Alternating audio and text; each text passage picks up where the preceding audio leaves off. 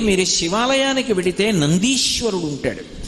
నందీశ్వరుడు యొక్క శృంగములలోంచి శివదర్శనం చెయ్యాలి. అసలు నందీశ్వరుడి దగ్గరికి వెళ్ళి ప్రార్థన చెయ్యకుండా శివలింగం వంక దర్శనం చెయ్యకూడదు. నంది దగ్గరికి వెళ్ళి మొట్టమొదట ప్రార్థన చెయ్యాలి. ఏమని అంటే, నందీశ్వర నమస్తుభ్యం సాంబానంద ప్రదాయక మహాదేవస్య సేవార్థం ఆజ్ఞాం దాతుమర్హసి అని అడగాలి. అనుజ్ఞాం దాతుమర్హసి. నందీశ్వర నమస్తుభ్యం. నమస్తుభ్యం అంటే రెండు చేతులు కైమోడ్చి ఇలా శిరసు ఉంచి నమస్కరించాలి.